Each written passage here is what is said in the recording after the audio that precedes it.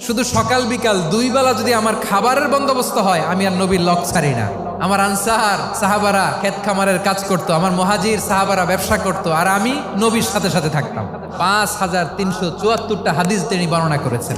সবচেয়ে বেশি হাদিস বর্ণনাকারী সাহাবী আবু হুরায়রা রাদিয়াল্লাহু তাআলা। বিড়ালের বাবা কি করতেন? খালি হাদিস মুখস্থ করতেন। হাদিস প্রিজার্ভেশনের কাজে বিশ্বনবী ওনাকে কাজে লাগিয়েছেন। উনি একদিন বলেন, ইয়া রাসূলুল্লাহ আসমাউ মিনকা কাসীরান ফালা আহফাজু। নবী, অনেক কথা শুনি, আমার মনে থাকে না। বিষ্ণু বললেন, তাই তোমার চাদরটা বিছাও। আবু হুরায়রা বিছালেন। বিশ্বনবী হাত বুলায় দিলেন। এরপরে অনেক হাদিস বর্ণনা করলেন। আবু হুরায়রা বলে, তারপর থেকে বিশ্বনবী যাই বর্ণনা করে আমি শুনি আর একটাও বলি না। এখন সুবহানাল্লাহ। বিশ্বনবী ওনাকে নবীর এই যে লক্ষ্য হাদিস প্রিজার্ভেশনের এই দায়িত্ব দিয়েছেন সাইয়েদনা আবু হুরায়রা রাদিয়াল্লাহু তাআলা আনহুকে। আপনারা কি খেয়াল করেছেন কত বড় চৌকস ট্যালেন্ট হান্টার ছিল আমার নবী? এক একজনের এক এক ট্যালেন্ট, এক একজনকে এক এক দায়িত্ব দিয়েছেন, এক একজনের প্রতিভাকে এক একভাবে বিকশিত হওয়ার সুযোগ দিয়েছেন। আওয়াজ করে বলেন ঠিক কি না?